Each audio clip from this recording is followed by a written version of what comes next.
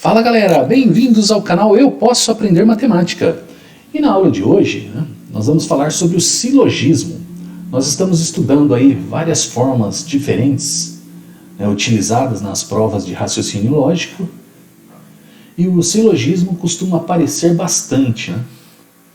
Então, silogismo, normalmente nós vamos trabalhar com as palavras todo, algum e nenhum. Então, só para a gente ter ideia de um ponto de partida aí, as proposições universais, quando eu faço referência ao todo. Então, todas aquelas frases que começam lá dizendo que todo o aluno é estudioso, então são proposições universais, elas fazem referência à totalidade do conjunto. Vou pegar um exemplo aí, todos os homens são mentirosos. Só um exemplo, tá? Então, a estrutura dessa frase é todo S é P. Eu sempre vou ter como destaque a palavra todo e algumas condições aí para a gente analisar. E essa é uma frase, é uma proposição universal afirmativa.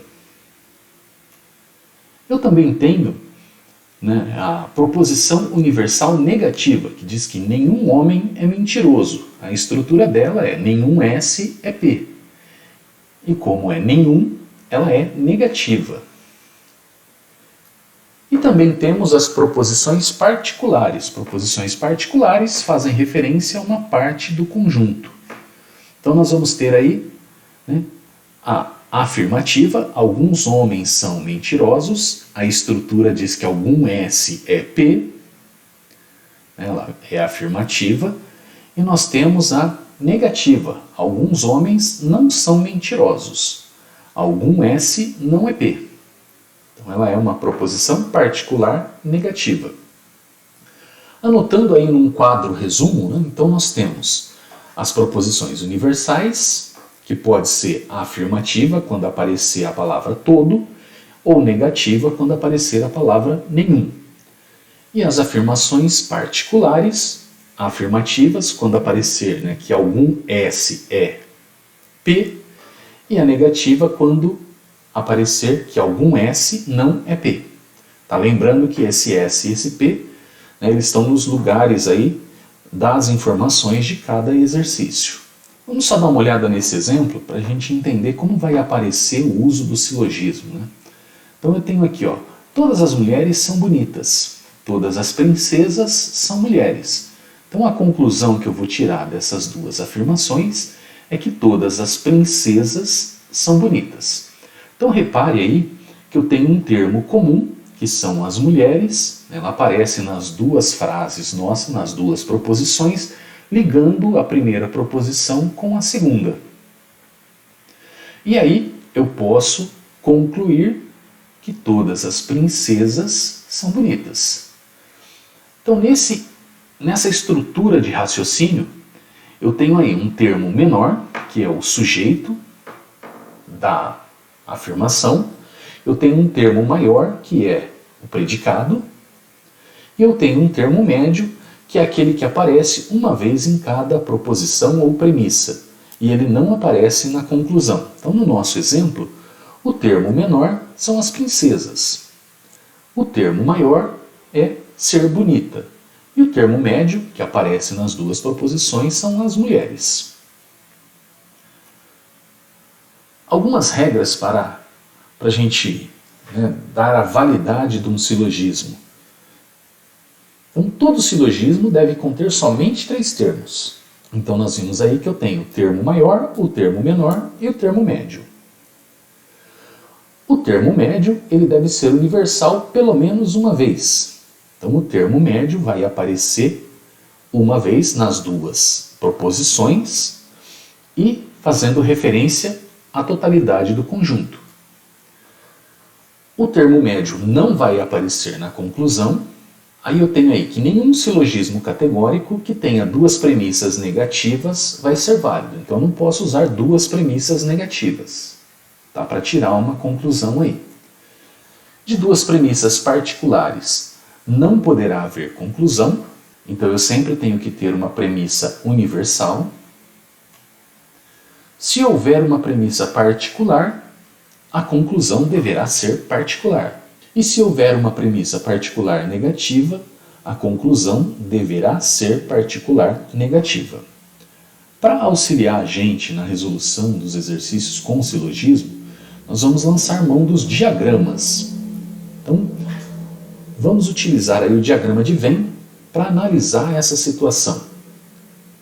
Então, olha como que nós vamos representar a situação do todo S é P. Então, apareceu lá na nossa proposição a palavra todo, eu posso representar isso da seguinte forma, né? Então, o conjunto S é um conjunto menor e ele está incluído dentro do conjunto P, ele faz parte do conjunto P. Repare aqui, né, que todo elemento que está no S necessariamente está no P, faz parte do conjunto P. Nós temos essa situação, ou então essa situação onde os dois conjuntos são iguais. Então qualquer elemento de S é também um elemento do conjunto P. Se eu tiver no exercício uma proposição universal negativa, com a palavra nenhum, né, eu posso representar isso através de um conjunto da seguinte forma. Né, dois conjuntos disjuntos, separados. O conjunto S é independente, ele é separado do conjunto P. Não existe elemento que faça parte do S e também faça parte do P. Tá? Porque nenhum elemento do S é elemento do P e nenhum elemento do P é elemento do S. Aí nós temos, né, as proposições particulares. Na proposição particular afirmativa, diz que algum S é P. Eu posso representar isso da seguinte forma. Então eu tenho aqui dois conjuntos, o conjunto S e o conjunto P, e eles têm uma parte comum, eles têm uma intersecção aqui. Nós costumamos chamar em matemática essa parte comum de intersecção. Então nesse miolo aqui, né, vamos dizer assim, nesse meio, nós temos elementos que fazem parte do S e fazem parte do P. Eles atendem as duas condições nossas aqui. Então, algum S é P. Então, tem alguém aqui que atende a condição do conjunto S e atende a condição do conjunto P. Tá? Mas também nós temos aí outras situações para representar isso. Então, eu posso representar assim. É um conjunto dentro do outro. Então, tem alguém aqui dentro do S que faz parte do conjunto P. Tá? Olhando aqui na nossa figura, né, nós vamos ver que todos os S's, todo mundo que está no conjunto S faz parte do conjunto P. Então, se todo mundo que está no S faz parte do P, quer dizer, significa aí que algum S, né, tem algum S que faz parte do P. Então, um outro tipo de representação que nós temos aí é quando os dois conjuntos forem iguais. Então, nos dois conjuntos iguais, né, todo mundo que faz parte do S faz parte do P. Então, se eu tenho alguém que faz parte do S, né, se todo mundo do S faz parte do P, eu posso afirmar com certeza que alguém do S faz parte do P. E a última situação que eu tenho aí é quando o conjunto S for maior do que o conjunto P. Ele engloba o conjunto P e ele é maior. Então, se eu olhar aqui, né, nessa figura aqui, eu tenho alguns elementos nessa região destacada aqui, onde o elemento é do conjunto S e também é do conjunto P. Então eu posso dizer aqui que tem alguém aqui que faz parte do S e faz parte do P. E se eu for para a particular negativa, né, temos aí que algum S não é P. Podemos representar, né, a primeira figura aí igual, né, na particular afirmativa. Então, se tem alguém aqui que é do S e do P, tem alguém aqui que é do S, mas não é do P. Então, nessa parte aqui, que não faz parte da intersecção, ele é do conjunto S, pertence ao conjunto S, mas ele não pertence ao conjunto P. Então, aqui, algum S não é P. E nessa região aqui, algum P não é S. Temos outra forma de desenhar isso aí? Né? Temos sim. Então eu tenho um conjunto aqui onde o S é maior do que o P.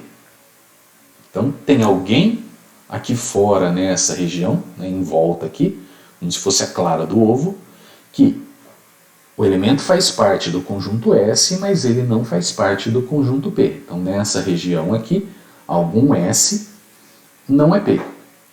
Daí a última forma que eu posso representar os conjuntos aí, para o algum S não é P, é quando eles forem separados, eles forem disjuntos. Então, todos os elementos do S aqui não fazem parte do P. Então, se todo elemento do S não faz parte do P, eu posso concluir que existe alguém aqui que também não faz parte do P. Então, seria uma outra forma de representar o algum S não é P, uma proposição particular negativa.